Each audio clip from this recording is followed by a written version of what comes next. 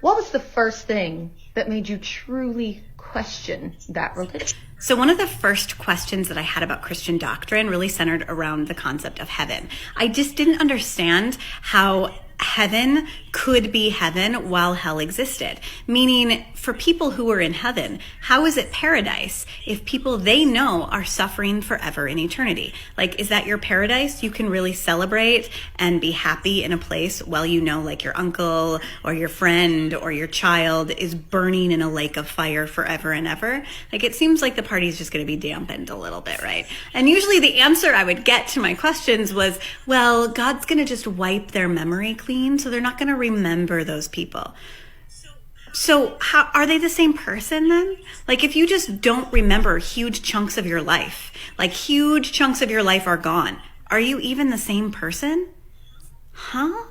I mean, man, this is a tough concept to grapple with, because this is a concept of, it's a question of the mind of God and not the mind of us people.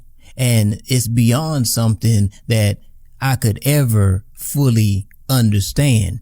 But just because I don't fully understand doesn't mean that it's a good idea to turn away from the one that can give me greater understanding. I want to show you another video clip in just a second, but on your last point, God doesn't wipe away our memories. He wipes away our tears. So God doesn't give us less memories. If anything, he gives us more knowledge, more wisdom to be able to see people from his perspective so we can understand why he is just. Because right now, I don't think we can see people rightly. See, that's not the bigger issue of hell. See, the thing is that people don't want God and they reject him. Let me show you a clip of what I'm talking about. Roll the film. If the biblical God came down from heaven right now and stood in front of me and proved to me that he exists, I still would not worship him. The biblical God is not worthy of worship, first of all. He is a God of wrath and anger and jealousy and genocide and war. Okay. I get it.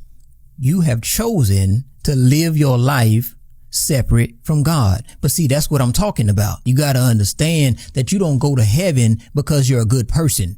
And you don't go to hell because you made a mistake. You go to heaven or to hell because you choose to either live your life with God or separate from God. And if you choose to live your life separate from God here on earth, God respects your free will and he is not going to force you to be with him against your will in heaven. So if I have a friend or a family member that makes the choice to live their life separate from God, I'm sure that God will comfort me in heaven to be okay with their decision.